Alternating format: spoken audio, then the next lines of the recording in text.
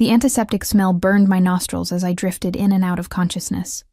Fluorescent lights buzzed overhead, their harsh glare filtering through my half-closed eyelids. My mouth felt like sandpaper, and a dull throb pulsed from the back of my head. Hospital. I was in a hospital. I tried to sit up, but pain shot through my ribs, stealing my breath. The thin cotton blanket scratched against my skin as I sank back onto the stiff mattress. "Easy there," a nurse in blue scrubs murmured, her face swimming into focus above me. "You've been in an accident. Do you remember anything?" Fragments flickered through my mind. Screeching tires, shattering glass, a scream that might have been my own. I shook my head slightly, instantly regretting the movement. "That's normal," she said, adjusting something on the IV drip beside me. "You have a concussion, 3 bruised ribs, and needed 12 stitches in your arm. You're lucky it wasn't worse." Lucky. The word echoed hollowly in my mind. "Can I call someone for you?" she asked, her voice gentle. "Family? Friend?" I swallowed hard, wincing at the rawness in my throat. There's no one. The lie came easily after years of practice. The truth was more complicated. There was someone, but he wasn't exactly family or friend. What do you call the man who owns half the city's underground? The man whose name makes hardened criminals tremble? The man who'd saved me once, only to become my most exquisite prison? "You must have put someone as your emergency contact," the nurse said, checking the chart. "We've already called them." Ice flooded my veins. "What? Who?" She glanced down at the paperwork. "A Mr. Alexander Vega." The monitor beside me betrayed my panic with a sudden spike in beeping. I hadn't listed Alex as my emergency contact. I hadn't listed anyone. Someone had altered my information, and only one person had that kind of reach. "When?" I managed to rasp. "When did you call him?" "About 20 minutes ago," she replied, frowning at my reaction. "Is everything okay, Ms. Reeves?" 20 minutes. My mind raced. Alex's main residence was 15 minutes from downtown with a driver who didn't concern himself with speed limits. He would be here any moment. "I need to leave," I said, struggling against the pain to sit up again. "Now." The nurse placed a firm hand on my shoulder. "That's not possible. You've sustained significant injuries. You need monitoring for at least..."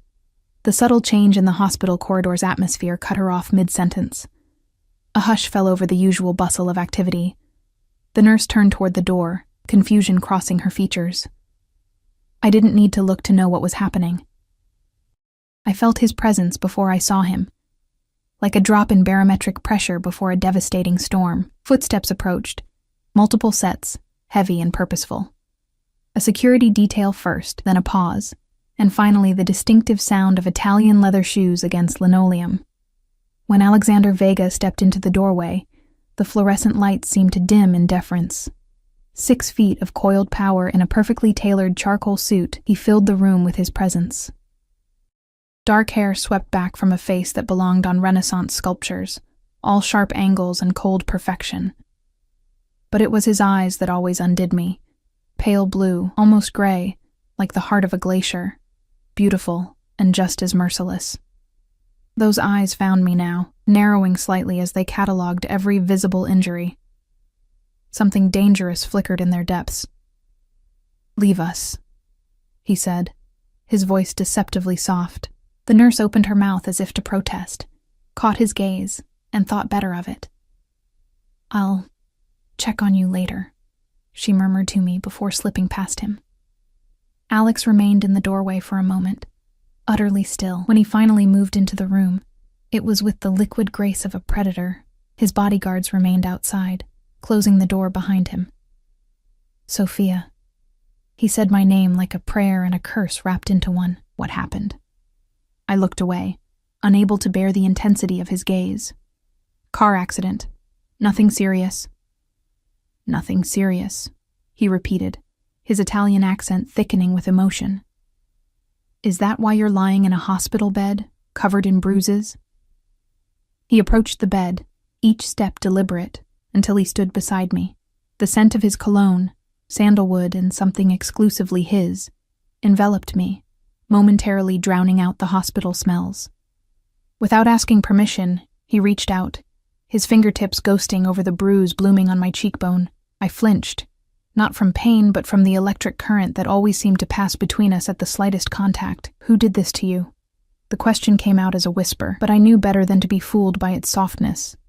The quieter Alex spoke, the more dangerous he became. It was an accident, I insisted. Some idiot ran a red light, his jaw clenched. License plate? I don't remember. It happened so fast. Alex's eyes held mine for a long moment. He knew I was lying. He always knew. Interesting, he said, since the police report indicates a hit and run. Very deliberate, according to witnesses. My heart stuttered. How do you know what's in the police report? A ghost of a smile touched his lips. This is my city, Tesoro. Nothing happens here that I don't know about. He reached into his jacket and pulled out his phone, typing a brief message before returning it to his pocket. Whatever order he'd just issued, I didn't want to know the details. I didn't list you as my emergency contact, I said, changing the subject. How did they know to call you? I have arrangements in place, he replied vaguely, to ensure I'm always informed when it comes to your well-being. The casual admission of how thoroughly he monitored my life should have terrified me. Instead, I felt the familiar conflicting emotions he always stirred, outrage at the invasion of privacy, warring with a secret, shameful comfort that someone in this world cared enough to keep track of me. I don't need your protection, I said, the words hollow even to my own ears. Alex's expression softened fractionally.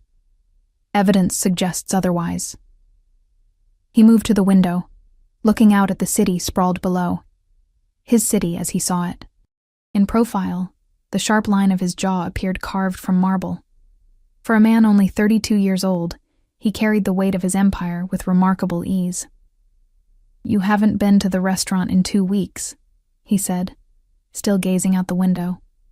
I stiffened. The high-end Italian restaurant where I worked as a pastry chef was one of Alex's legitimate businesses. It was where we'd met 3 years ago, where everything had changed. I switched to morning shifts, I explained. The head chef needed help with breakfast service. He turned back to me, something unreadable crossing his features. You've been avoiding me. It wasn't a question, so I didn't answer. The truth hung between us, heavy and undeniable. After a moment, Alex sighed. A rare display of vulnerability. The doctors say you'll need care for at least a week. Someone to monitor the concussion, help with daily activities. I'll manage, I said quickly. My apartment is small. I can reach everything I need. You won't be going back to that apartment. The quiet certainty in his voice sent a chill down my spine. What do you mean? It's not safe. He approached the bed again, his expression resolute. You're coming home with me. Alex, no. I can't. It wasn't a request, Sophia. 5 simple words, delivered without heat, but brooking no argument. This was the Alexander Vega the rest of the world knew, the man who commanded and expected absolute obedience. You can't just make decisions for me, I protested, ignoring the throbbing in my head. I'm not one of your employees or possessions. Something darkened in his eyes. No? Then why did someone try to kill you today? The question landed like a physical blow. What are you talking about? The hit and run wasn't random, he said, his voice dangerously calm. The car waited for you to leave your building. It followed you for 3 blocks before accelerating. Fear gripped me, cold and visceral. How could you possibly know that? He didn't answer, which was answer enough. His surveillance of me extended far beyond what I had imagined. Who would want to hurt me? I asked, genuinely bewildered. I'm nobody. Alex moved closer, until his thighs pressed against the edge of the hospital bed. You are far from nobody, Sophia Reeves. You are mine. And someone is trying to send me a message. The possessiveness in his tone should have repelled me. Instead, it sent a forbidden thrill through my body that I immediately tried to suppress. I haven't been yours for a year, I reminded him, my voice barely audible. His lips curved into a smile that never reached his eyes. You've been mine since the moment you dropped that tray of cannoli at my feet and looked up at me with those defiant green eyes. The memory surfaced unbidden. My utter mortification as the desserts I'd spent hours perfecting lay scattered across the restaurant's marble floor. The imposing man in the tailored suit crouching down to help me, the inexplicable connection that sparked between us when our hands touched. That was a different time, I said. Before I knew who you really were, I never hid myself from you, Tesoro, he countered. You saw exactly what you wanted to see. The harsh truth of his words stung. I had willfully ignored the signs, the reverent way people treated him, the hushed conversations that stopped when I entered rooms, the casual mentions of business that were never elaborated upon. By the time I understood fully who Alexander Vega was, I was already too entangled, too compromised, too in love. A soft knock at the door interrupted us. One of Alex's men opened it without waiting for a response. Everything's arranged, boss, he said, his expression impassive. Cars waiting at the private exit. Doctor signed the release forms. Alex nodded once, dismissing him. What release forms? I asked, alarm rising in my throat. I can't leave yet. You can, and you will. Alex reached for a bag I hadn't noticed before and placed it on the foot of the bed. Your clothes were ruined in the accident. These should fit. I recognized the designer logo on the bag with dismay. You can't just check me out against medical advice. His expression remained impassive. The doctor advised that you need rest, monitoring, and care. You'll receive superior versions of all three at my house. Alex, please. I tried again, hearing the desperation in my voice. I can't go back there, not after everything. Something flickered in his eyes, hurt perhaps, though it vanished so quickly I might have imagined it. You'll be in the guest wing. I won't impose my presence on you beyond what's necessary for your recovery. The concession surprised me. Alexander Vega wasn't a man who compromised. And after I recover? I asked cautiously. We'll discuss that when the time comes. He moved toward the door. You have 5 minutes to change. I'll be right outside. The door closed behind him with a soft click that somehow sounded as final as a prison gate slamming shut. Alone again, I stared at the ceiling, tears burning behind my eyes. I had spent a year building walls between us, creating distance, crafting the illusion of independence. Now, in the space of an hour, those walls had crumbled. I was going back to the mansion on the hill, back to the man I'd fled from, not out of fear for my safety, but fear for my soul, because loving Alexander Vega meant losing pieces of myself I might never recover. Outside the door, I heard his voice, soft but commanding as he made arrangements by phone. I had no doubt that by the time we reached his home, everything would be prepared for my arrival. Alex controlled his world with meticulous precision, and whether I liked it or not, I was once again part of that world. I reached for the bag of clothes, wincing at the pain that shot through my ribs. Whatever game fate was playing with me, the board had been reset. But this time, I promised myself as I slowly, painfully began to dress, I wouldn't lose myself in Alexander Vega's orbit again. Even as I made the promise, a treacherous voice in the back of my mind whispered that it might already be too late. The transition from hospital to Alex's Bentley passed in a blur of pain medication and careful movements. His security team created a protective barrier around us, shielding me from curious eyes as we exited through a private entrance. Alex's hand rested at the small of my back, ostensibly supportive but unmistakably possessive. The car interior enveloped me in butter-soft leather and blessed silence. As we pulled away from the hospital, I leaned my head against the cool window, watching the city slide by through heavy-lidded eyes. Buildings grew sparser, replaced by manicured landscapes as we headed toward the exclusive cliffside neighborhood, where Alex's mansion stood apart from the others, higher, more isolated, with a commanding view of both the city and the ocean beyond. You should rest, Alex said, his voice low. He sat beside me, but maintained a careful distance, as if honoring some invisible boundary. I didn't respond, focusing instead on the rhythmic sweep of windshield wipers against a light drizzle that had begun to fall.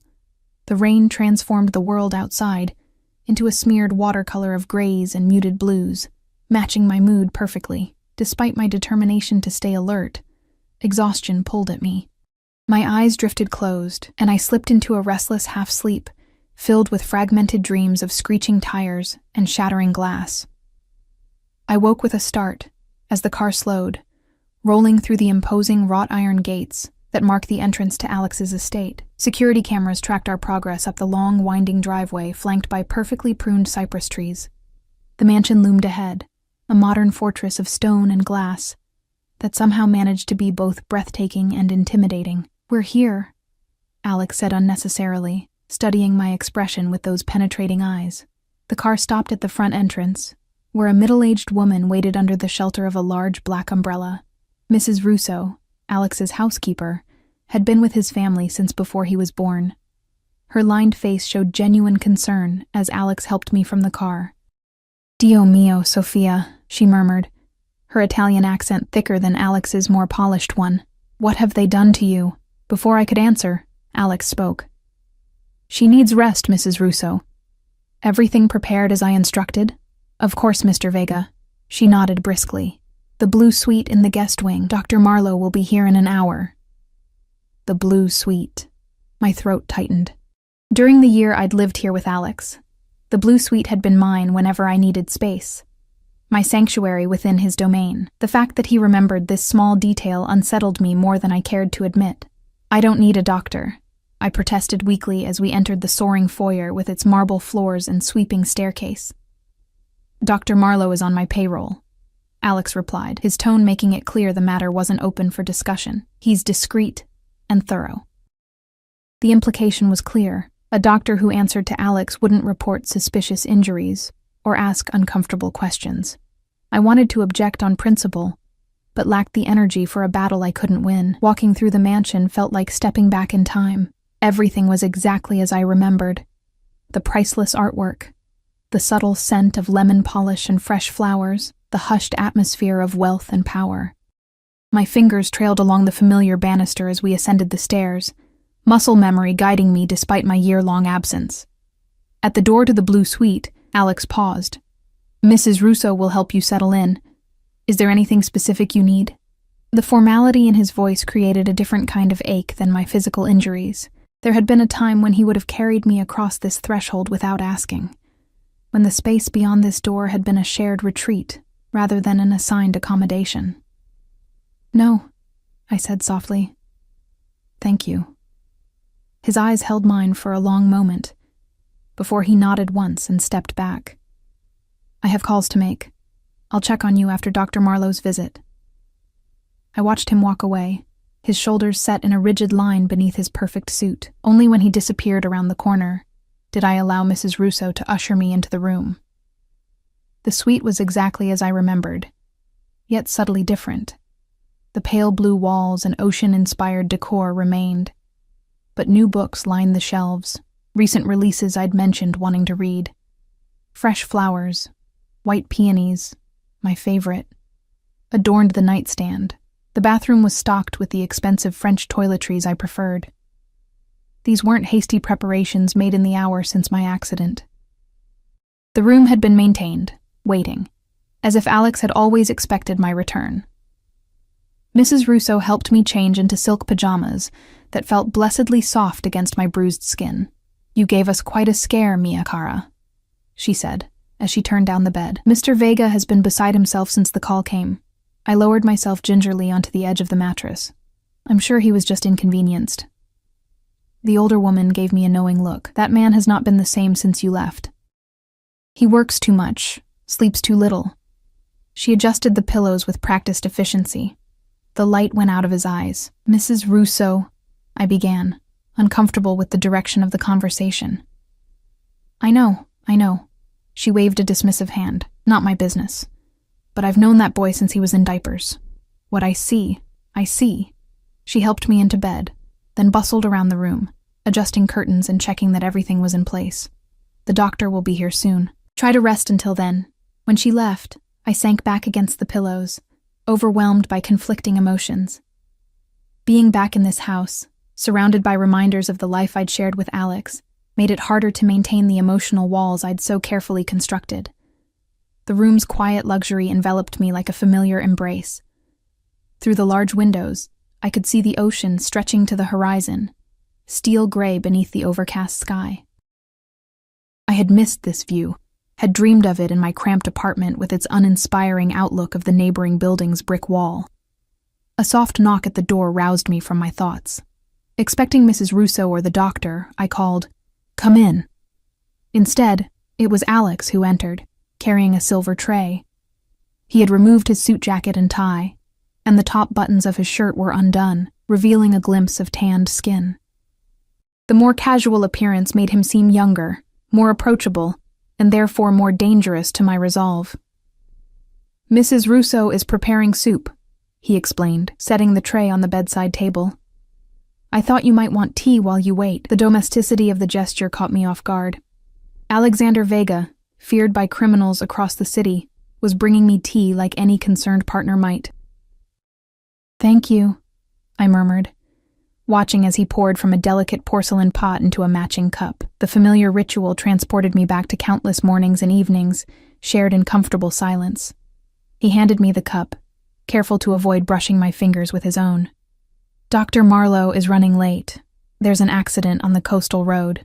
I nodded, cradling the warm cup in my hands. "It's fine. I'm feeling better already." Alex's expression remained neutral, but his eyes, those impossibly perceptive eyes, saw through the lie. "Your pain medication is wearing off. There's more on the tray, as prescribed." I glanced at the small pill cup and glass of water he'd brought. "I don't like how they make me feel. Foggy." "You need to rest to heal properly," he countered. "I need to keep my wits about me," I replied pointedly. A ghost of a smile touched his lips. "Still don't trust me, Sophia?" The question hung in the air between us, deceptively simple yet loaded with history. "I trust you not to hurt me physically," I finally answered. "It's the other kinds of hurt I'm concerned about." He absorbed this with a slight nod, neither defending himself nor denying the implied accusation. "Take the medication. I promise not to take advantage of your vulnerable state." The faint irony in his tone suggested he found my caution amusing, even unnecessary. It stoked a familiar frustration. "This isn't a joke, Alex. You can't just insert yourself back into my life because of one accident." His expression hardened almost imperceptibly. "Is that what you think this is? An opportunity I'm exploiting?" "Isn't it?" I challenged. "You've had me watched for a year. You altered my medical information. Now I'm back in your house, dependent on you again." Alex set down his teacup with deliberate care. "Someone tried to kill you today, Sophia." "This isn't about us. It's about keeping you alive." "Why would anyone want to kill me?" I asked, voicing the question that had been haunting me since he first suggested the accident was deliberate. "I'm just a pastry chef who was involved with me," he corrected. "My enemies know I have few vulnerabilities. You are one of them." The admission surprised me. During our time together, Alex had never openly acknowledged how deeply I affected him. His control had been too absolute, his walls too high. "We haven't been together for a year," I reminded him. "Surely your enemies know that." Something flashed in his eyes, anger, perhaps, or pain. "Our relationship status is irrelevant. What matters is what they believe would hurt me." The implication sent a shiver through me. "So I'm a target because they think I still matter to you?" "You do still matter," he said quietly. "You've always mattered." The simple statement, delivered without his usual calculation, struck me speechless. In the year we'd been apart, I'd convinced myself that I had been nothing more than a diversion to him. A pleasant companion, a convenient lover, but ultimately dispensable. Before I could formulate a response, his phone vibrated. He checked it with a frown. "The doctor is at the gate.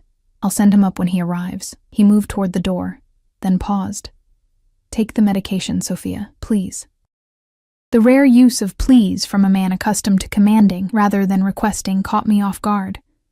I nodded reluctantly. "Thank you," he said, and was gone before I could reply. I swallowed the pills with a sigh, knowing he was right about the pain, even if I resented the vulnerability the medication created. Sinking back against the pillows, I let my gaze drift to the windows again. Rain streaked the glass now, distorting the view beyond. Dr. Marlowe arrived 15 minutes later, a distinguished man in his 60s with kind eyes that belied his association with someone like Alex. His examination was thorough but gentle, his manner professional without being cold. "Your hospital colleagues did a good job," he concluded, repacking his bag. "The concussion is mild. Ribs are bruised, not broken. The stitches are clean and should heal with minimal scarring." "When can I leave?" I asked, then clarified at his raised eyebrow. "Not the house. Bed. When can I be up and around? Tomorrow, if you feel up to it, short periods at first. He handed me a small bottle of pills. For pain, as needed, no more than 4 in 24 hours. Any dizziness, vomiting, or increased pain, call me immediately. After he left, exhaustion claimed me. The medication pulled me under into a deep sleep, where dreams and memories blurred together. Alex's hands, gentle despite their strength, his voice whispering Italian endearments against my skin, the gradual realization of who and what he was, the night I finally found the courage to walk away. I woke to darkness and the sensation of being watched. Moonlight spilled through a gap in the curtains, illuminating a figure seated in the armchair beside the bed. My heart leaped before recognition set in. "You should be sleeping," Alex said softly. "So should you," I replied, my voice thick with interrupted sleep. "What time is it?" "Just after midnight." I struggled to sit up, wincing at the stiffness in my muscles. "Have you been there long?" He didn't answer directly. "You were having nightmares." The admission embarrassed me. "The medication?" "You said my name," he continued, as if I hadn't spoken. "You sounded afraid." I looked away, uncomfortable with the vulnerability. "I don't remember." Alex stood, moving to the windows to adjust the curtains. In profile against the moonlight, he looked almost ethereal, a study in silver and shadow. "I've made inquiries about the accident," he said, changing the subject.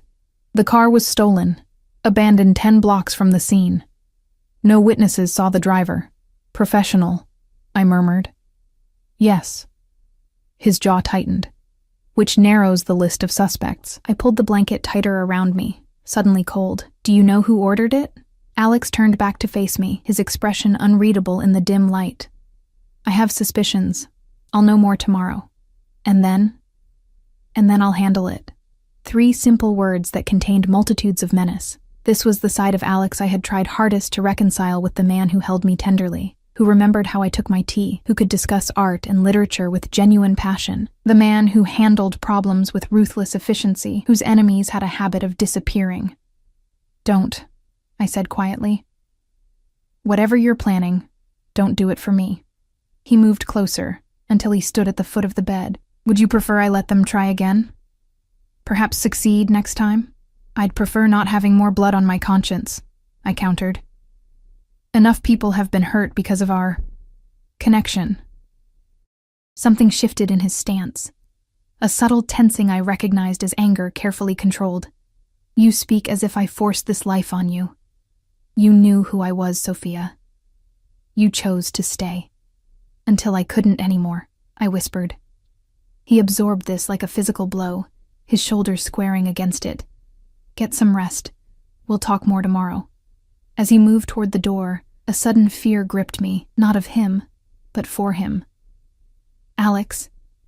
He paused, hand on the doorknob. "Be careful," I said, the words escaping before I could consider their implications. "Whatever you're doing, just be careful." For a long moment, he remained perfectly still. Then, without turning, "Sleep well, tesoro." The door closed softly behind him, leaving me alone with the moonlight and the unsettling realization that despite everything, the pain, the fear, the year of separation, some part of me still cared deeply what happened to Alexander Vega. And that made me more vulnerable than any physical injury ever could. Morning arrived with gentle persistence, sunlight filtering through the curtains Alex had adjusted during the night. For a disorienting moment, I felt as though the past year had been nothing but a dream, that I had never left this room, this house, this life. The illusion shattered as I shifted, and pain flared across my ribs. Reality came rushing back. The accident, the hospital, Alex's insistence that someone had tried to kill me, the impossible situation I now found myself in. A soft knock at the door preceded Mrs. Russo's entrance. She carried a breakfast tray and a motherly smile that warmed despite my circumstances. "Buongiorno, Sophia. How are we feeling this morning?" She set the tray on the bedside table. Fresh fruit, yogurt, toast, and coffee, prepared exactly as I liked it. "Better, thank you," I lied, pushing myself to a sitting position with more effort than I wanted to admit. Mrs. Russo's knowing eyes missed nothing. The first day after is always the worst. By tomorrow you'll feel more human again." She bustled around the room, opening curtains to reveal a brilliant blue sky that contrasted sharply with yesterday's gloom. The ocean beyond the windows sparkled like scattered diamonds, a view I had once found endlessly soothing. "Mr. Vega asked that you call him when you wake," she said, placing my cell phone on the tray. "He's been up since dawn, making arrangements." I tensed. "Arrangements for what?" Mrs. Russo shrugged, the gesture elegantly Italian. "Not my business to know. But he has had many calls, many visitors already." She paused at the door. "Your clothes are in the closet, not the old ones, new ones. He had them brought this morning." After she left, I stared at the phone, torn between curiosity and dread about these arrangements. The fact that Alex had already purchased new clothes for me, in the correct sizes, undoubtedly, was both thoughtful and unsettling. It suggested he was planning for more than a short-term stay. I ate slowly, savoring the perfect coffee and fresh fruit that made my usual breakfast of hastily eaten toast seem pathetic by comparison. This was the insidious danger of Alex's world. The comfort, the luxury, the way every need was anticipated and met before you even recognized it yourself. It made it too easy to forget the price. When I could delay no longer, I picked up the phone and dialed his number, still committed to memory despite my best efforts to forget it. He answered on the first ring, "Sophia." "How are you feeling?" His voice, deep and accented, sent an involuntary shiver through me. "Sore, but better." "Mrs. Russo said you wanted me to call." "Yes, I'll be in meetings most of the day, but I've arranged for additional security at the house. Don't be alarmed by the new faces." My stomach tightened. "Is that necessary?" A brief pause. "Yes." The single syllable, delivered with such certainty, chilled me. "Did you find something out about the accident?" "We'll discuss it when I get home," he said, his tone making it clear the subject was closed for now. "Marco will be your direct security detail. If you need anything, or if you wish to move around the house, he'll accompany you." "A babysitter," I said flatly. "A bodyguard," Alex corrected, a hint of steel entering his voice. "This isn't negotiable, Sophia." I knew that tone too well to argue. "Fine. What time will you be back?" "Early evening, barring complications. Dr. Marlowe will check on you at noon." A muffled voice spoke in the background. "I need to go. Rest, Tesoro. We'll talk tonight." The line disconnected before I could respond. I set the phone down with a sigh, already feeling the walls of my luxurious cage closing in. After finishing breakfast, I decided to test my limits. The walk to the bathroom was slow and painful, but manageable. The face that greeted me in the mirror was a shock. Pale skin, dark circles beneath my eyes, an angry bruise blooming across my left cheekbone. No wonder Alex had looked at me with such concern. The shower was a painful production that left me exhausted but feeling more human. Wrapped in a plush robe, I ventured to the closet, curious despite myself about these new clothes. What I found stopped me in my tracks. The walk-in closet was filled not with a few essentials as I'd expected, but with a complete wardrobe. Dresses, casual wear, shoes, even lingerie, all in my exact size and preferred styles. Brands I could never afford on my chef's salary hung in neat rows, price tags conspicuously removed. The extravagance was so typically Alex. Overwhelming, unnecessary, and oddly touching in its thoroughness. He had always expressed care through abundance, unable to comprehend that sometimes less could be more. I selected the simplest outfit I could find. Soft leggings and an oversized sweater that wouldn't press against my bruised ribs, and dressed carefully. The effort left me breathing hard, but determined to escape the confines of the bedroom. As promised, Marco waited in the hallway outside my door, a mountain of a man with close-cropped hair and the watchful eyes of someone who had seen too much violence to be surprised by it anymore. "Ms. Reeves," he acknowledged with a slight nod. "Where would you like to go?" His formality reminded me of when I'd first moved in with Alex, how his security team had regarded me with polite suspicion, uncertain what role I played in their boss's life. It had taken months to earn their respect, to be seen as more than just another of Alex's fleeting interests. "The kitchen," I decided. I need to thank Mrs. Russo for breakfast. Marco nodded and fell into step beside me, maintaining a respectful distance while keeping me in his peripheral vision.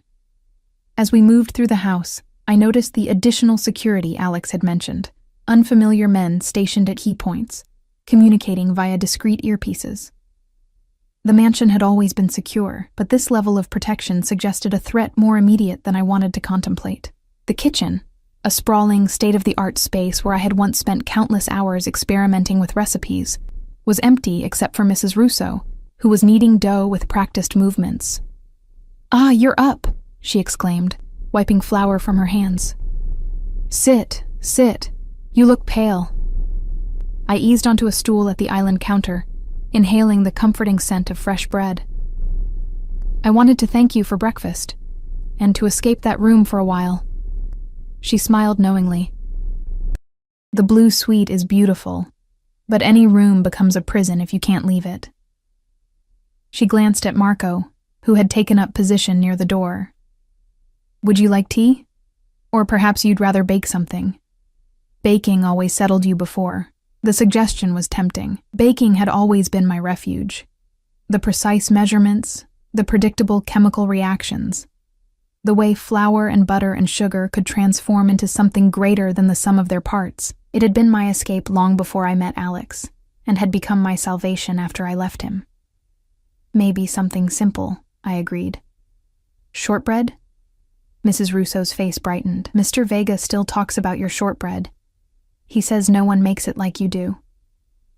I tried to ignore the warmth that bloomed in my chest at this revelation. "Does he?" I would have thought he'd hired a new pastry chef with more impressive credentials by now. "Oh, he did," she said, resuming her kneading. 3 different ones in the past year. None lasted more than 2 months. He found fault with everything they made. The implication hung in the air between us. Alex had been comparing them to me, finding them wanting not because of their skills, but because they weren't me. It was exactly the kind of possessive behavior that had contributed to my decision to leave. Before I could respond, Marco's phone vibrated. He checked it, his expression shifting subtly. "Mr. Vega is on his way back." Unexpected change of plans. Mrs. Russo and I exchanged glances. Alex rarely changed his schedule on short notice. His business dealings required meticulous planning, and deviations usually signaled trouble. "Is everything all right?" I asked, trying to sound casual. Marco's face gave nothing away. He didn't say ma'am.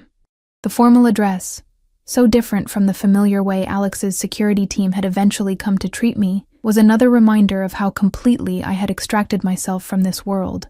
Or thought I had. "Well then," Mrs. Russo said brightly, clearly trying to dispel the sudden tension. "Perhaps baking should wait. You look tired, Sophia. Why don't you rest in the sunroom until Mr. Vega arrives? It was always your favorite place in the afternoon." The suggestion was well-intentioned, but the mention of the sunroom sent a pang through my heart that had nothing to do with my physical injuries. The sunroom, with its wall of windows overlooking the cliff, its comfortable reading nooks, its perfect light, had been our space. Where we'd spent lazy Sunday mornings reading in companionable silence, where Alex had first told me he loved me, where I had finally confronted him about the true nature of his business after finding a gun hidden in his desk. "I think I'll go back to my room," I said quietly. "The pain medication makes me drowsy." Mrs. Russo nodded, but the sympathy in her eyes told me she understood the real reason for my retreat. The walk back to the blue suite felt longer, my body protesting the exertion. By the time Marco left me at my door with a respectful nod, I was genuinely ready to rest. I sank onto the bed, not bothering to remove the sweater or leggings, and closed my eyes.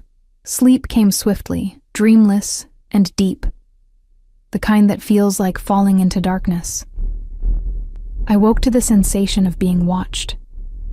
Opening my eyes, I found Alex seated in the same chair he'd occupied the night before, still in his business suit, but with tie loosened and collar unbuttoned. His face showed signs of strain I hadn't noticed earlier, slight shadows beneath his eyes, tension around his mouth. "How long have you been there?" I asked, my voice rough with sleep. "Not long." He leaned forward, elbows on knees. "You looked peaceful. I didn't want to wake you. I pushed myself up against the pillows, wincing as my ribs protested. Marco said there was a change of plans. Alex's expression darkened. Yes. We identified the driver of the car that hit you. My heart rate accelerated, and he's dead. The words were delivered flatly, without emotion. Shot execution style in an abandoned warehouse on the waterfront. I stared at him, processing the implication. You? No. Alex rubbed a hand over his jaw, the faint rasp of stubble audible in the quiet room. If it had been me, it would have taken longer, and he would have told me who hired him before the end. The casual brutality of the statement should have horrified me. Instead, I felt a disturbing flicker of relief that it hadn't been Alex's doing, followed immediately by shame at my reaction. Then who? I asked. That's the concerning part. He stood, moving to the window with the restless energy I remembered so well. Whoever hired him is cleaning up loose ends, which means this wasn't a warning or a message. It was a genuine attempt on your life. The chill that ran through me had nothing to do with the room's temperature. I don't understand. Who would want me dead? I'm not involved in your business. I haven't been for a year. Alex turned back to me, his expression grave. That's what I've been trying to determine. The most logical conclusion is that someone is targeting you to get to me. But we're not together anymore, I protested. Anyone who's done their research would know that. We are now, he pointed out. You're here, under my protection. That's all they need to see. The implication struck me with sudden clarity. You think they'll try again? It wasn't a question, but Alex nodded anyway. Yes. Which is why you can't leave this house until we identify and eliminate the threat. Eliminate, I repeated, the euphemism hanging heavily between us. You mean kill. His eyes, those pale, beautiful, merciless eyes, met mine without flinching. Yes. The simple confirmation of what I already knew, that Alex would kill to protect what he considered his, reopened the fundamental conflict that had torn us apart. His capacity for violence, his willingness to be judge, jury, and executioner when he deemed it necessary. There must be another way, I said, knowing even as the words left my mouth how naive they sounded. A ghost of a smile touched his lips. Always the optimist, Tesoro. It's one of the things I've missed most about you. The casual admission caught me off guard. During our time together, Alex had rarely expressed sentiment or vulnerability. His control extended to his emotions, which were kept as carefully regulated as every other aspect of his life. Don't, I said softly. Don't pretend this is about missing me. This is about your pride, your territory. Someone touched what you consider yours, and now you need to reassert control. Anger flashed in his eyes, there and gone so quickly I might have imagined it. Is that what you think? That this is about my ego, isn't it? I challenged. You let me walk away a year ago. You didn't fight for me then. You didn't want me to fight for you, he countered. You made that abundantly clear. The truth of his words stung. I had left without warning, slipping away while he was on a business trip to Milan. My note had been brief, final, explaining that I couldn't reconcile myself to who he was, what he did. I had asked him not to look for me, not to contact me, to let me go cleanly, and somewhat to my surprise, he had respected my wishes, at least on the surface. He hadn't approached me, hadn't called or texted. I'd kept my job at his restaurant only because I knew he rarely visited the location, and when he did, it was never during my shifts. So, what changed? I asked. Why am I suddenly worth protecting now, when you let me go before? Alex moved closer, until he stood at the foot of the bed. I respected your decision because I thought you would be safer away from me. I kept my distance for the same reason. His voice lowered. But I never stopped watching over you, Sophia. Never. The admission should have angered me. The invasion of privacy. The presumption. Instead, it stirred complicated emotions I wasn't prepared to examine. That doesn't answer my question, I insisted. Why the sudden hands-on approach? His jaw tightened. Because whoever is behind this wasn't satisfied with targeting me directly. They chose to go after the one person. He stopped abruptly. The one person what? I prompted. Alex looked away, his profile sharp against the late afternoon light. The one person I can't bear to lose, he finished quietly. Even if I've already lost you in every way that matters, the raw honesty in his voice rendered me momentarily speechless. This was a side of Alex I had glimpsed only rarely during our time together. Vulnerability beneath the armor of power and control. "Alex," I began, not entirely sure what I wanted to say. His phone vibrated, breaking the moment.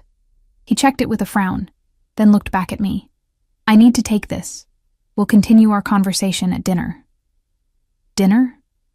7 o'clock. If you feel up to coming downstairs, Mrs. Russo will serve in the small dining room. He moved toward the door, once again the controlled businessman. "Marco will escort you." After he left, I sank back against the pillows, emotions churning. The one person I can't bear to lose. The words played on repeat in my mind, undermining the careful detachment I had cultivated over the past year. Dr. Marlowe's visit at 4 provided a welcome distraction. He pronounced me healing nicely and cleared me for moderate activity.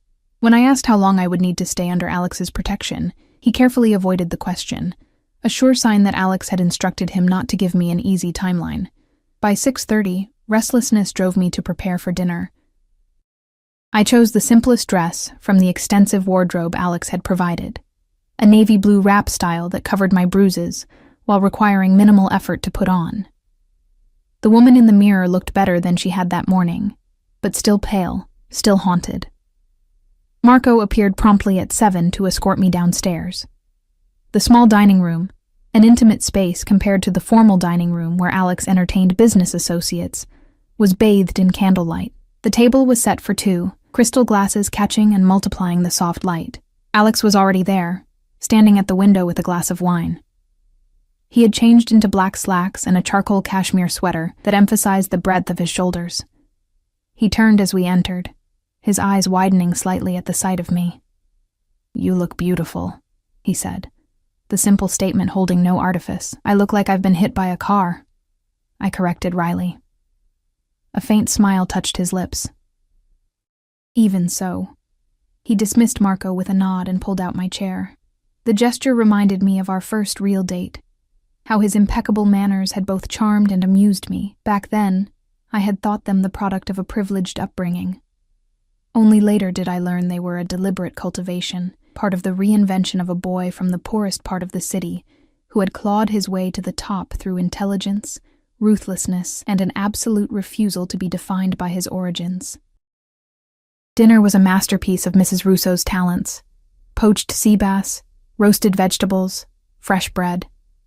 Alex poured me a glass of white wine, then raised his own in a silent toast. I sipped cautiously, aware of the pain medication still in my system. "Your color is better," he observed as we began to eat. "How are you feeling?" "Better," I admitted. "Still sore, but the fog is clearing." He nodded, satisfied. "Good. Dr. Marlowe says you're healing well." We ate in silence for a few minutes. The familiar routine of dining together, both comforting and disorienting after so much time apart. I found myself studying him when he wasn't looking. The strong lines of his face, the slight flecks of gray at his temples that hadn't been there a year ago. The way he still cut his food with surgical precision. "You've lost weight," I said before I could stop myself. His eyes flicked up to meet mine, surprise evident. "Have I?" "Yes." I set down my fork. "Mrs. Russo mentioned you've been working too much." A faint smile curved his lips. "Spying on me, Tesoro? Hardly. Just making conversation." I looked away, annoyed at the familiar heat his use of that endearment still kindled. Alex took a sip of wine, watching me over the rim of his glass. "Ask what you really want to know, Sophia." The challenge was delivered quietly, but with the confidence of someone who still believed he could read me like an open book. "Fine," I said, meeting his gaze directly. "Who's trying to kill me? And why now, after all this time?" His expression darkened. "We have a theory. Not one I like. Tell me." He set down his glass, choosing his words with obvious care. "Do you remember Paolo Valentini?" The name sent an involuntary chill down my spine. "Your former business partner, the one who disappeared shortly before I met you." Alex nodded. "He didn't disappear. He was arrested in Madrid on multiple charges. He's been in prison for the past 4 years. His jaw tightened, until 3 weeks ago, when he was released on a technicality. The implications settled over me like a cold shadow. And you think he's behind the attempt on my life? It fits his profile. Paolo was always theatrical in his vengeance, and he blames me for his arrest. Were you responsible? I asked, the question slipping out before I could reconsider. Alex's eyes met mine, unflinching. Yes. He was dealing in human trafficking. Children. I don't tolerate that. The stark admission hung between us. This was the contradiction that had always haunted me. A man capable of ordering deaths, running illegal operations, controlling a network of criminal enterprises, yet adhering to a strict moral code that drew lines even he wouldn't cross. Why target me? I finally asked. Why not come after you directly? Because Paolo knows me better than most, Alex replied. He knows that physical threats mean little to me, but hurting someone I care about, he trailed off, leaving the conclusion unspoken. So I'm collateral damage in a vendetta against you, I said, trying to keep my voice steady. How long will this go on? How long will I be a prisoner here? Alex's expression hardened. You're not a prisoner, Sophia. You're under protection. A gilded cage is still a cage, I countered. He set down his utensils with careful precision. Would you prefer I left you exposed? Vulnerable to another attempt that might succeed where the first failed? I'd prefer to have a choice in how my life is arranged, I shot back. Something I haven't had since the moment you got that hospital call. A muscle ticked in his jaw, the only outward sign of his tightly controlled anger. When Paolo is no longer a threat, you'll be free to return to your life. Until then, this is the safest option. And how will Paolo cease to be a threat? I asked, though I already knew the answer. Alex held my gaze, his eyes cold and clear as winter. By whatever means necessary.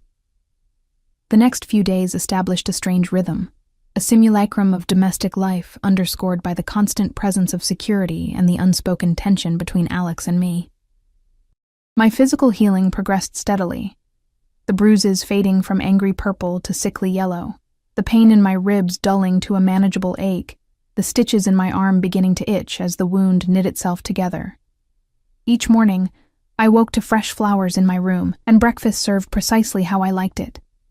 Each afternoon, I wandered the mansion under Marco's watchful eye, rediscovering spaces that held too many memories. Each evening, Alex and I shared dinner, our conversations skirting the edges of what remained unspoken between us. He never mentioned Paolo Valentini again after that first night, and I didn't ask. The less I knew about whatever machinations were unfolding beyond the mansion's walls, the less complicit I would feel in their outcome. It was the same willful ignorance I had attempted during our relationship, the deliberate blindness that had ultimately proven impossible to maintain. On the 4th day, restlessness drove me to the kitchen. Mrs. Russo welcomed my offer to help prepare dinner, her knowing smile suggesting she recognized my need for purposeful activity. Baking had always been my therapy, my meditation, the one place where I felt completely in control. Mr. Vega will be pleased, she said, setting out flour and butter for me. He always said your hands were magic with pastry. I focused on measuring ingredients with precise care. This isn't for Alex. It's for me. I need to feel useful. She nodded, tactfully changing the subject. How are you healing? The bruises look better. I'm fine, I replied automatically, then amended. Better, still sore, but improving. We worked in companionable silence, me preparing a pear and almond tart while she assembled the main course. The familiar motions soothed me. The careful measuring, the kneading of dough, the methodical slicing of fruit. For a little while, I could almost forget the circumstances that had brought me back to this kitchen. You know, Mrs. Russo said casually as she chopped herbs, he never brought anyone else here after you left. I kept my eyes on the pastry I was crimping. That's hardly surprising. We were only together for a year. The non-committal sound managed to convey volumes of disagreement. Long enough for him to give you his mother's ring. My fingers faltered. He told you about that? He didn't have to. Mrs. Russo glanced at my bare left hand. I recognized it the moment you started wearing it. I was there when his father gave it to his mother. The ring, an elegant emerald surrounded by tiny diamonds, had been presented without fanfare one quiet evening. "It belongs with you now," Alex had said simply, sliding it onto my finger. Only later did I learn its significance, that it had been his mother's most treasured possession, one of the few items of value his father had managed to give her before his murder. I had left it on his desk when I departed, unable to take something so precious when I was abandoning its giver. "That was a different time," I said, resuming my work with forced concentration. Mrs. Russo gave me a long look. "The heart doesn't know time, cara mia. Nor does it recognize the convenient boundaries we try to draw." Before I could formulate a response, Marco appeared in the doorway. "Ms. Reeves, Mr. Vega would like to see you in his study." The formal request, delivered through an intermediary when Alex could easily have texted or called me directly, suggested business rather than personal matters. Apprehension settled in my stomach. "Now?" I asked, gesturing to my flower-covered hands. Marco nodded. "He said it's important. Mrs. Russo took the tart from me. "Go, I'll finish this. Wash your hands and don't keep him waiting."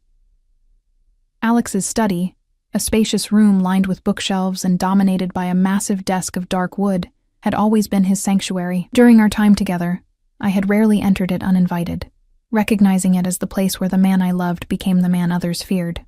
Marco left me at the door with a respectful nod. I knocked lightly, then entered at Alex's muffled, "Come in." He stood by the windows, phone to his ear, his back to the door. The set of his shoulders betrayed tension that hadn't been present at breakfast. "Keep me updated," he said to whoever was on the line, then ended the call and turned to face me. "You wanted to see me?" I asked, remaining near the door. Alex gestured to one of the leather chairs facing his desk. "Please, sit. There's been a development." I perched on the edge of the chair, suddenly conscious of my casual appearance. Leggings and an oversized sweater, hair pulled back in a messy bun, traces of flour probably still visible despite my hasty washing. Alex remained standing, leaning against the desk rather than sitting behind it. The position put us nearly at eye level, a deliberate choice that I recognized as an attempt to equalize our dynamic. "Paolo Valentini has made contact," he said without preamble. My heart stuttered. "With you?" "Through intermediaries. He's proposed a meeting." "Why?" The question emerged as barely more than a whisper. Alex's expression remained carefully neutral. "He claims he wasn't behind the attempt on your life. He wants to clear the air, establish that we don't need to be at war." "Do you believe him?" "No." The single syllable was delivered with absolute certainty. "It's a trap, designed to draw me out." I studied his face, searching for clues to his thoughts. "Then why consider meeting at all?" "Because ignoring him ensures he'll try again. With you, with me, with someone else in my organization." Alex pushed away from the desk, moving to pour 2 glasses of water from a crystal decanter. "The defensive position isn't sustainable long-term." He handed me a glass, his fingers carefully avoiding contact with mine. "I'm telling you this because it affects your safety. The meeting is set for tomorrow evening." "Where?" "Neutral ground. A private dining room at the Bellevue Hotel." The venue surprised me. That's very public. Exactly why he chose it. Harder to anticipate all variables in a public setting. Alex took a sip of water, watching me over the rim of his glass. "My security team is working on contingencies, but the situation is fluid." I set my untouched glass on a side table. "Why are you really telling me this? You've been handling everything else without consultation." A flicker of something, possibly admiration, crossed his features. "Always perceptive, Tesoro." He set his own glass down. "I'm telling you because I need you to remain here tomorrow, under heightened security. No excursions, not even within the house. Stay in your suite." The directive, delivered in his business tone, sparked a familiar rebellion. "I'm not one of your employees, Alex. You don't get to confine me to quarters." His jaw tightened. "This isn't about authority, it's about safety. If something goes wrong tomorrow, this house could become a target." The implication sent a chill through me. "You're saying he might come here, after me?" "It's one possible scenario we're preparing for." Alex's voice softened slightly. "I don't want to frighten you, Sophia. The probability is low, but I need to know you're secure while I deal with this situation. I stood, suddenly unable to remain still. And if something happens to you, what then? Do I just stay locked in this gilded cage indefinitely? Alex's expression remained impassive, but his eyes, those expressive eyes that had always betrayed his true feelings, revealed a flash of genuine surprise at my concern. If something happens to me, he said carefully, Giorgio has instructions to ensure your safe passage to anywhere you wish to go. A new identity, sufficient funds, complete disappearance. The detailed contingency plan stunned me into momentary silence. He had considered not only his own potential death, but what would happen to me afterward. Had crafted an escape route that would provide for my safety and comfort long after he was gone. I don't want to disappear, I finally said, my voice barely audible, and I don't want you walking into a trap. Alex moved closer, close enough that I could detect the familiar scent of his cologne. Are you worried about me, Tesoro? The question, asked without mockery or presumption, deserved an honest answer. Yes, I admitted, despite everything. Yes. Something shifted in his expression. A softening around the eyes, a slight release of the tension he carried in his jaw. He lifted his hand as if to touch my face, then let it fall back to his side. I've survived worse situations than this, he said quietly, and I have every intention of returning tomorrow night. The unspoken implication, returning to me, hung in the air between us. Promise me you'll be careful, I said, the words emerging before I could censor them. Alex's eyes held mine. I promise. After a beat, he added, Will you do as I ask? Stay in your suite tomorrow? I nodded reluctantly. Yes. But I want updates. Real ones, not sanitized reassurances. A ghost of a smile touched his lips. You always did hate being handled with kid gloves. He glanced at his watch. Security preparations. Recognizing the dismissal, I moved toward the door, then paused with my hand on the knob. Alex? He looked up from his desk, where he'd already begun reviewing what appeared to be building plans. Yes? Why did you let me go? The question had haunted me for a year. And now, with the possibility of losing him permanently looming before us, I needed to know. When I left, you could have found me, brought me back. You didn't even try. Pain flashed across his features. There and gone so quickly I might have imagined it. Because you asked me to let you go, he said simply. And I discovered that the one thing I couldn't do, even for myself, was deny you what you truly wanted. The raw honesty in his voice rendered me speechless. I nodded once and slipped out of the study, closing the door softly behind me. The remainder of the day passed in a haze of nervous energy. I finished the tart under Mrs. Russo's watchful eye, took a long shower that did little to clear my head, and eventually found myself on the terrace as evening fell, watching the sun sink into the ocean in a blaze of orange and gold. Marco maintained a discreet distance, his vigilant presence a reminder of the danger that had brought me back to this house. I wondered how many men like him would accompany Alex tomorrow, how many layers of protection would stand between him and Paolo Valentini's vengeance. Dinner that night was quiet, almost somber. Alex ate little, his mind clearly elsewhere. I found myself studying him when he wasn't looking, memorizing the lines of his face, the exact shade of his eyes, the way his hands moved with controlled precision, as if preparing for a loss I refused to acknowledge might be coming. You should get some rest, he said eventually, breaking the silence that had stretched between us. Tomorrow will be challenging for everyone. I nodded, setting down my napkin. Will I see you before you leave? I'll stop by your suite, he promised. The meeting isn't until evening. We walked upstairs together, the familiar route suddenly weighted with unspoken fears and regrets. At the door to my suite, Alex paused. Sophia? He began, then stopped, seemingly at a loss for words, a rare occurrence for a man whose verbal precision was legendary. I know, I said softly, saving him from whatever he was struggling to express. Be careful tomorrow.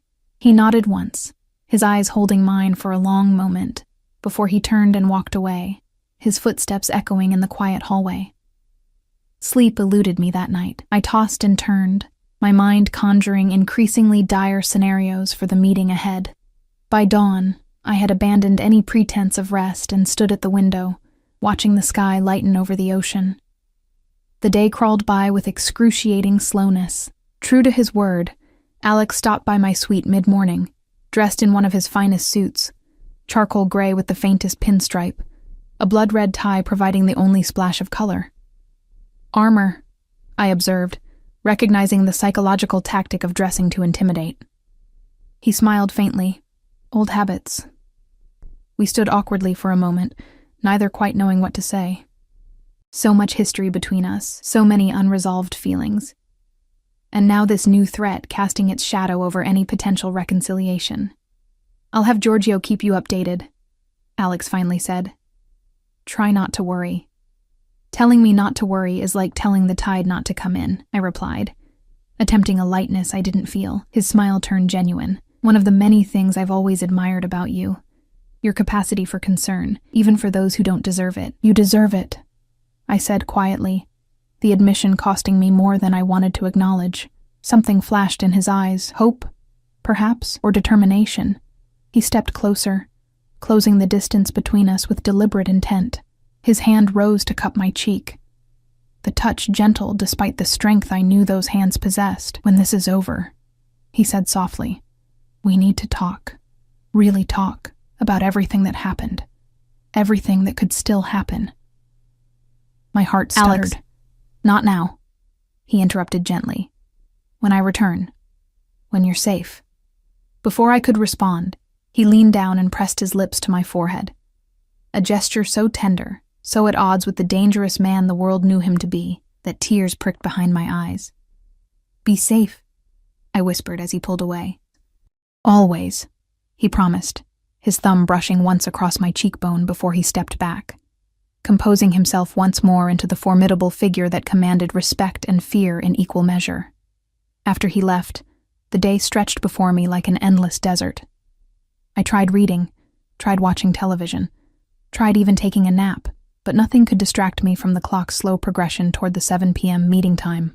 True to Alex's instructions, Giorgio provided updates, clinical, factual reports delivered via text message. Convoy departed. Full security complement. Advanced team secured location. No anomalies detected. Mr. Vega arrived at hotel, proceeding as planned. Each message provided momentary relief, only for anxiety to build again in the silence that followed. By 6:30, I was pacing the suite, unable to sit still. By 7, I was standing at the window, staring unseeing at the darkening sky, my stomach in knots. At 7:15, my phone buzzed with a new message. Meeting initiated. Communication blackout until conclusion. The update, while expected, did nothing to ease my fears. The communication blackout meant exactly what it sounded like. No updates until the meeting ended, regardless of what transpired within that private dining room. Minutes ticked by with excruciating slowness. Outside, the last light faded from the sky, leaving only darkness broken by the distant sparkle of city lights far below the cliff. I pressed my forehead against the cool glass, seeking some relief from the tension headache building behind my eyes. At 8:30, the door to my suite opened without a knock. I spun around, hope and fear warring within me, only to find Marco rather than Alex in the doorway. "Ms. Reeves," he said, his expression grimmer than usual. "You need to come with me." Now. My heart plummeted. What happened? Is Alex... No time to explain. He cut me off, already moving into the room to grab a jacket from the closet. "We need to move you to a more secure location." He helped me into the jacket with efficient movements, then took my elbow, guiding me toward the door. "Stay close to me. Don't stop for anything." The urgency in his voice silenced any further questions. I followed him into the hallway, noticing immediately the increased security presence. Armed men positioned at intervals, all with hands hovering near weapons, all with expressions of heightened alertness. Marco led me not toward the main staircase, but to a service elevator I hadn't known existed. Concealed behind what had appeared to be an ordinary panel in the wall, the small compartment descended rapidly to what must have been below ground level. "The garage?" I asked as the doors opened to reveal a cavernous space filled with vehicles. Marco shook his head. "Secondary exit point, less visible than the main gates." He guided me toward a nondescript black SUV with tinted windows, opening the rear door and practically lifting me inside. Only when he closed the door behind me did I realize we weren't alone in the vehicle. Sitting opposite me, his elegant suit now disheveled and stained with what looked horribly like blood, was Alex. "Thank God," he breathed, reaching for my hand and squeezing it with almost painful intensity. "Are you all right?" "Am I all right?" I echoed incredulously, scanning him for injuries. "Alex, what happened? Whose blood is that?" The driver's door opened, Marco sliding behind the wheel. "We're clear, boss. Taking Route C as discussed." Alex nodded, his attention still fixed on me. Paolo brought unexpected guests to our meeting. The situation escalated. The clinical description couldn't mask the truth written in the blood on his shirt, the torn knuckles of his right hand, the dangerous coldness in his eyes. "Is he dead?" I asked quietly. "Yes."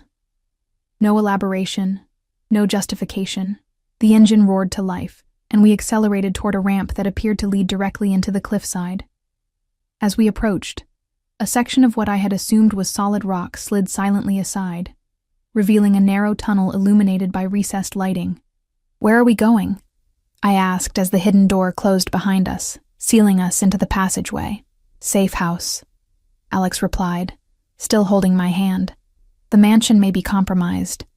Paolo had more allies than we anticipated." The tunnel seemed to go on forever, curving and descending deeper into the earth. When we finally emerged, we were in what appeared to be an ordinary parking garage beneath an upscale apartment building I didn't recognize. Marco drove to a reserved space near a private elevator, then came around to open our door. "All clear, sir. The penthouse is secured." Alex helped me from the car, his hand at my waist steadying and protective. "Almost there," he murmured. "Just a little further." The private elevator required both a key card and fingerprint authentication. It ascended swiftly to the top floor, opening directly into a spacious apartment with floor-to-ceiling windows, offering a panoramic view of the city and harbor below. "You own this building," I guessed, recognizing the subtle security features that mirrored those at the mansion.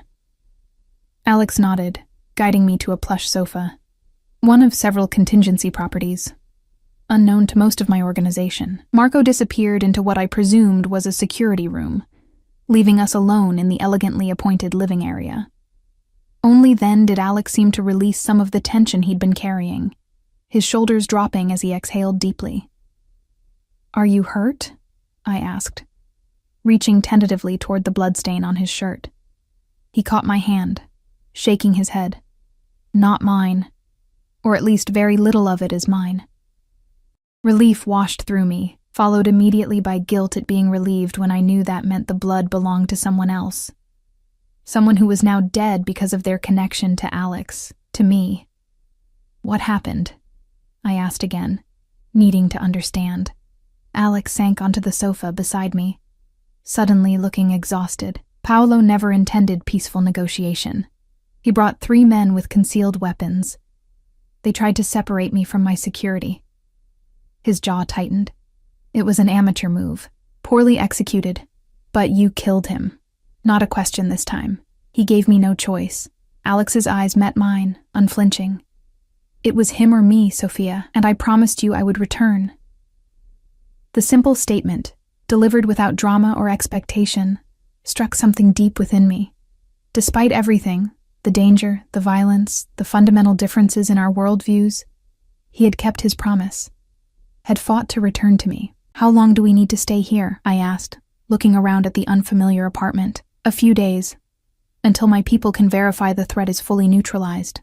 Alex hesitated, then added, "After that, you'll be free to go, back to your apartment, your job, your life." The prospect, which would have filled me with relief less than a week ago, now left me with a strange emptiness. I had spent a year convincing myself I was better off without Alex, safer without the complications his world brought. Yet here I sat, having just witnessed the aftermath of violence, still feeling more secure in his presence than I had at any point during our separation. And if I don't want to go, The question emerged barely above a whisper. Alex went very still, his eyes searching mine with an intensity that saw through every defense. "What are you saying, Sophia?" I took a deep breath, organizing thoughts that had been swirling since the moment he appeared in my hospital room. "I'm saying that running away didn't work. I still thought about you every day, still missed you. Still."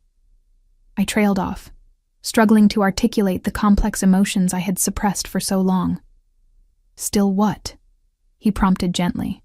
"Still loved you," I admitted, the words both terrifying and liberating. "Even knowing who you are, what you do, even hating parts of it, I never stopped loving you." The confession hung in the air between us, raw and undeniable.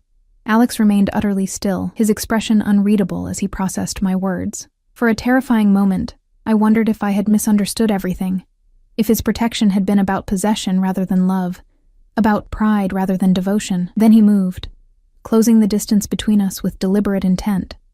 His hand came up to cup my face, thumb brushing gently across my cheekbone where the bruise had faded to a pale yellow shadow. "Say it again," he whispered, his voice hoarse with emotion I rarely heard him express. I met his eyes, those pale blue depths that had haunted my dreams for a year. "I love you, Alex." I never stopped. Something broke in his carefully controlled expression, a dam releasing after holding back too much for too long. He leaned forward until our foreheads touched, his breathing uneven. "Dio mio, Sophia," he breathed.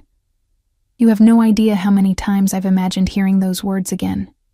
How many times I've picked up the phone to call you, only to set it down, because I promised to let you go." His vulnerability, so rarely displayed, touched something deep within me. This was the Alex few people ever saw. The man beneath the power and control, the boy who had grown up too fast after watching his father's murder. The soul who had carved out his place in a cruel world through sheer force of will. "What happens now?" I asked softly. "Nothing's changed. You're still who you are. I'm still who I am." He drew back slightly, his hand still cradling my face. "Everything's changed, Tesoro. I've changed. This year without you." He shook his head. "It forced me to confront things I'd been avoiding. Questions about legacy, about the future." "What kind of questions?" I prompted, sensing he needed to verbalize thoughts long kept internal. Alex stood, moving to the wall of windows that showcased the glittering city below. His city, as he had always seen it. For a long moment, he stared out at the lights, gathering his thoughts. "My father built his small empire through brute force," he finally said. "He died for it, left my mother a widow at 34 with a 10-year-old son to raise alone. I swore I would do better, be smarter, more strategic, build something that would last." I remained silent, recognizing the rare moment of candor for the gift it was. "When I met you," he continued, "I was at the peak of my power. Everything I had worked for was secure. I believed I had achieved what my father never could." He turned back to face me. "But loving you, it changed the equation." For the first time, I started to question whether power was worth the constant vigilance, the enemies, the isolation. The admission stunned me. During our time together, Alex had never expressed doubts about his chosen path. He had worn his authority like a second skin, moving through his world with absolute certainty. "Why didn't you tell me?" I asked. A sad smile touched his lips. What would I have said? That the great Alexander Vega was questioning everything he'd built? That I was considering walking away from an empire because a pastry chef with defiant green eyes made me want something different? He shook his head. I wasn't ready to admit it even to myself, let alone to you. "And now?" I whispered. He moved back to the sofa, sitting closer to me than before. "Now I've had a year to think about a life without you in it. To recognize that power means nothing if you have no one to share it with. To understand that some legacies aren't worth the cost." Hope fluttered in my chest, fragile and uncertain. "What are you saying, Alex?" "I'm saying that I've been transitioning my businesses for months," he replied. "Moving resources to legitimate enterprises, distancing myself from the aspects you found most troubling." I stared at him, trying to process what he was telling me. "You've been going legitimate? Because of me?" "For me," he corrected gently. Because the man I want to be is not the man my father raised me to be. Because I want a future that doesn't involve looking over my shoulder, wondering who might be targeting those I love. His fingers intertwined with mine. But yes, you were the catalyst. Loving you showed me possibilities I had never considered. The revelation left me speechless. All this time, while I had been trying to rebuild a life without him, he had been reshaping his world, motivated by the loss of what we had shared. It's not complete, he continued, reading my silence as skepticism. Some connections can't be severed overnight without creating more danger. But I've made significant progress. Another year, perhaps 2, and Alexander Vega will be known only as a successful businessman with diverse investments. Is that even possible? I asked, not wanting to doubt him, but struggling to believe such a transformation could truly occur. With the right motivation, anything is possible. His thumb traced circles on the back of my hand.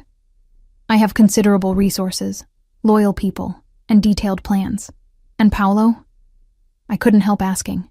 Was he part of these plans? Alex's expression darkened. Paolo was an unforeseen complication. His release from prison accelerated certain timelines, forced decisions I would have preferred to make more carefully. He sighed. His death will create ripples, but ultimately simplifies matters. He represented old connections I needed to sever anyway. The clinical assessment of a man's death should have disturbed me more than it did. Perhaps I was becoming desensitized to the violence that surrounded Alex's world. Or perhaps I was finally accepting that in his reality, sometimes terrible choices had to be made. What happens now? I asked again, this time with different meaning behind the question. With us? Alex lifted my hand to his lips, pressing a gentle kiss against my knuckles. That depends entirely on you, Sophia. I can offer you a future different from our past. Not perfect, not without complications, but moving in a direction I think you could make peace with. His eyes held mine, but I won't make promises I can't keep. There will still be shadows for a while, still danger, though diminishing. And if I can't handle those shadows? I asked, needing to be certain he understood my fears. Then I will respect your decision, as I did before. His voice was steady, though the pain behind his words was evident. I would rather lose you to honesty than keep you through deception. The raw truth of his statement touched me deeply. This was the fundamental difference between the Alex I had left and the man before me now. A willingness to be vulnerable, to acknowledge limitations, to prioritize truth over possession. I need time, I said finally. Not to decide if I love you, I know I do, but to understand what a future together really means now. Relief flickered across his features. Time is something I can give you. Stay here where you're safe, while we sort through Paolo's aftermath. Use these days to ask whatever questions you need answers to. I'll hold nothing back. No more secrets? I pressed. No more secrets, he promised, though some truths may be difficult to hear. I'd rather difficult truths than comforting lies, I replied. A genuine smile, the kind that reached his eyes and softened the hard lines of his face, transformed his expression. You always were braver than you gave yourself credit for, Tesoro. He leaned forward slowly, giving me ample opportunity to pull away. When I didn't, his lips met mine in a kiss so achingly tender it brought tears to my eyes. A homecoming and a new beginning wrapped into one perfect moment. The days that followed established a different rhythm than the tense coexistence we had maintained at the mansion. The penthouse became our neutral territory, a space untainted by past memories or associations. Here we began the delicate process of rediscovery. True to his word, Alex answered every question I posed, no matter how uncomfortable. He explained the structure of his organizations, the progress of his transition to legitimate businesses, the complications that remained. He shared details he had previously shielded me from, not to frighten me, but to ensure I understood exactly what choosing him would mean. In turn, I shared my experiences of the year we had spent apart. My lonely apartment, my promotion to head pastry chef, the friends who had tried and failed to set me up on dates. I told him about the nights I had dreamed of him, the mornings I had reached for him only to find empty space beside me. I bought your building, he confessed one evening as we shared dinner on the penthouse terrace. 6 months after you left. I paused, wine glass halfway to my lips. You what? A faint smile touched his mouth. I couldn't directly ensure your safety without breaking my promise not to interfere in your life. So I purchased the building, improved security, installed better locks and cameras. It was the most I could do while respecting your boundaries. The revelation should have angered me, the intrusion, the presumption. Instead, I found myself touched by his restraint. He could have done so much more, could have inserted himself back into my life in 100 different ways. Instead, he had found the one approach that protected me without controlling me. Is there anything else I should know about? I asked, only half joking. Other properties you've acquired to keep tabs on me. His expression turned serious. I established a trust in your name, managed by an independent firm with instructions to contact you only in the event of my death. He set down his fork. I needed to know you would be provided for, no matter what happened. The casual mention of his mortality, something he had never before acknowledged as anything but a distant theoretical concept, struck me forcefully. This was perhaps the most significant change in him, a recognition of his own vulnerability, a willingness to prepare for failure rather than simply assuming success. You really did believe you might not survive this past year, I said quietly. Alex met my gaze directly.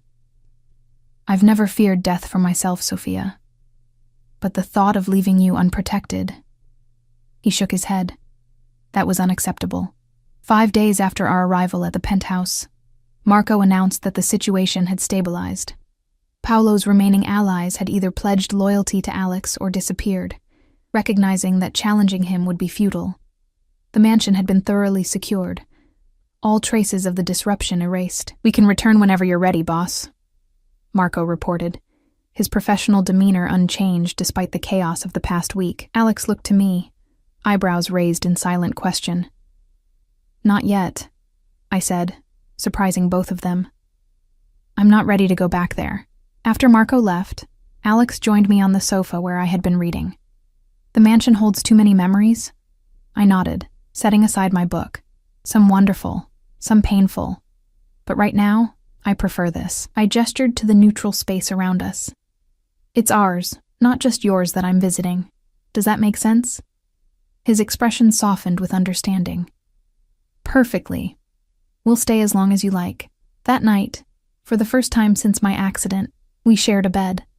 There was no pressure for physical intimacy. Just the profound comfort of falling asleep in familiar arms, of waking to find him watching me with an expression of wonder, as if he still couldn't quite believe I was there. Healing came in unexpected moments. In Alex teaching me to play chess, his patience a stark contrast to the ruthless strategist I knew him to be in business. In cooking together in the penthouse's sleek kitchen, his surprisingly skilled hands working alongside mine. In quiet evenings watching the sunset over the harbor, discussing dreams neither of us had previously dared to voice aloud. Would you ever want children? He asked one such evening, the question emerging naturally from a discussion about his latest legitimate acquisition, a chain of family restaurants he planned to expand. The query caught me off guard, not because I hadn't thought about it, but because the Alex I had known before would never have raised the possibility. Children represented vulnerability, potential leverage for enemies, complications in a carefully controlled existence. Yes, I answered honestly. Someday. When the time is right. I studied his face, searching for clues to his thoughts. Would you? A complex emotion crossed his features. Uncertainty mixed with longing. I never allowed myself to consider it before. The risks seemed too great. He was quiet for a moment. Then. But now. Thinking of a little girl with your eyes, or a boy with your stubbornness. A smile touched his lips. Yes, I would like that very much. The simple admission represented everything that had changed in him, the willingness to envision a future beyond power and control, to embrace vulnerability as strength rather than weakness. 2 weeks after we arrived at the penthouse, Alex presented me with a small velvet box over breakfast. My heart stuttered as he placed it before me without ceremony. This isn't a proposal, he said quickly, reading my expression. Not yet. We're still finding our way back to each other. With slightly trembling fingers, I opened the box. Inside, nestled against dark velvet, was his mother's emerald ring, the one I had left behind when I walked away a year ago. Alex, I breathed, unable to find adequate words. I'm not asking you to wear it, he explained. Just to keep it. As a promise that when you're ready, if you're ever ready, it's yours, along with everything else I have to give. I lifted the ring from its velvet bed, the weight familiar in my palm. The emerald caught the morning light, sending fractured green reflections dancing across the table. I left it behind because I didn't feel I deserved it anymore, I admitted. Not after walking away, Alex reached across the table, his fingers closing over mine. The ring pressed between our palms. You deserved it then. You deserve it now. Whatever you decide about our future. This belongs with you. In that moment, I knew with absolute certainty that I had made my decision days ago. Perhaps even in that first moment in the hospital when he appeared in my doorway, bringing chaos and safety in equal measure. I opened my hand, revealing the ring resting on my palm. Ask me, I said softly. Confusion flickered across his face. Ask you what? Ask me to marry you. The words emerged with surprising steadiness. Not someday. Not when everything is perfect. Now. Today. Alex went very still, his eyes searching mine with an intensity that saw through every defense. Are you sure? There are still complications, still dangers.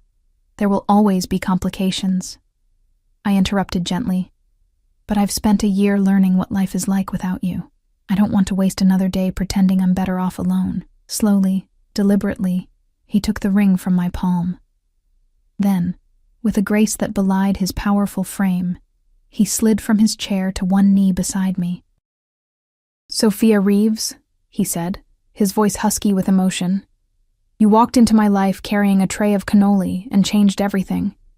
You saw through my walls, challenged my assumptions, made me want to be worthy of the way you looked at me. He held up the ring, the emerald glowing like a promise. I love you more than I thought possible. Will you marry me? Tears blurred my vision as I nodded. Yes, I whispered. Yes. He slid the ring onto my finger, where it settled as if it had never left. When he rose to kiss me, I felt the last pieces of my resistance falling away, not in surrender, but in the recognition that love didn't require the absence of darkness, only the courage to face it together. 3 months later, we were married in a small ceremony on the cliffside grounds of the mansion. Only our closest friends attended, Mrs. Russo weeping openly, Marco maintaining his stoic expression despite the suspicious moisture in his eyes, my fellow chefs from the restaurant creating a wedding cake that was a work of art. By then, Alex's transition was progressing faster than even he had anticipated. The underworld whispered that Alexander Vega had gone soft, had lost his edge, rumors he carefully cultivated to facilitate his gradual withdrawal from those circles. His legitimate businesses thrived under his focused attention, his natural talent for strategy serving him as well in legal enterprises as it had in shadowed ones. We maintained the penthouse as our primary residence, visiting the mansion only occasionally. Some ghosts, we discovered, needed more time to fade, but we were patient, knowing that healing, like love, couldn't be rushed. 6 months after our wedding, I opened my own patisserie in a charming storefront Alex had purchased as a surprise. Small and elegant, it quickly gained a reputation for extraordinary desserts, drawing customers from across the city. I hired promising young chefs, taught them my techniques, found joy in creating something built entirely on passion rather than necessity. Alex divided his time between his various businesses and our home, gradually delegating more responsibility to trusted lieutenants. He kept his promise to be honest about the remaining complications in his transition, but those shadows grew fewer and fainter with each passing month. A year to the day after the car accident that had brought us back together, we stood on the terrace of our penthouse, watching the sun set over the harbor. Alex's arms encircled me from behind, his chin resting on my head. Regrets? He asked softly, a question he still posed occasionally, as if expecting the answer might someday change. I leaned back against his solid warmth, my hands covering his where they rested protectively over my slightly rounded stomach. Our newest adventure, just beginning to show. None, I replied truthfully. Every step, even the painful ones, brought us here. I turned in his embrace to face him. And here is exactly where I want to be. His eyes, those pale blue depths that had once seemed so cold, warmed as they took in my face. Here, he agreed, one hand moving to rest gently against the curve of our growing child, is everything. As his lips met mine, I reflected on the strange, winding path that had led us to this moment. From a dropped tray of cannoli to a hospital room, from separation to reunion, from fear to acceptance. Our story wasn't perfect. It was messy and complicated and marked by darkness as well as light. But it was ours, and I wouldn't have changed a single word. In Alexander Vega's arms, I had found not a perfect fairy tale, but something far more valuable, a love strong enough to weather storms, brave enough to face shadows, and deep enough to transform us both into better versions of ourselves than we could ever have become alone. And in the end, that was the only happy ending that mattered.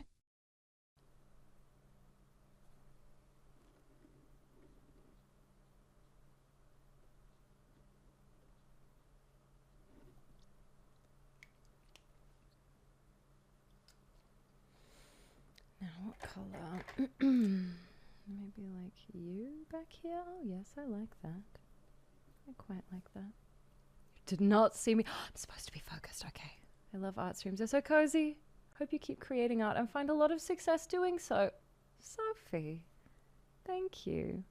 I was just saying earlier that, I don't know, when, I stream art all the time, I feel like I'm forever trying to, find things to paint or things to do and continually be inspired and creating. And you can, I think, you can get kind of burnt out on that. But I was feeling very creatively inspired yesterday when I was not streaming.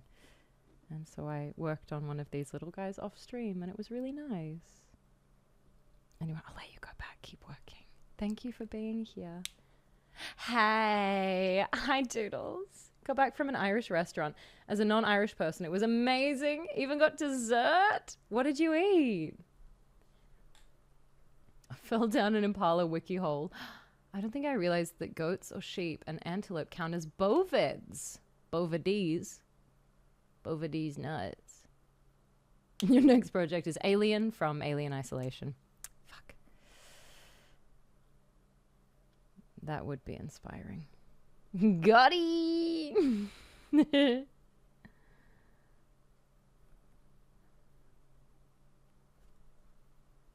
Ew.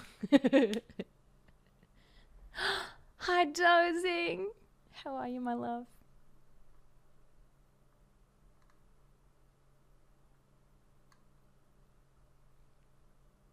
The little alien in the alien mouth. You know what's so cool is Kimmy. Oh no, it's on my other bottle. Fuck. Well, Kim Anderson has an amazing sticker. Has several actually amazing pieces of art that are like the xenomorph or the face hugger, and it's really good stuff.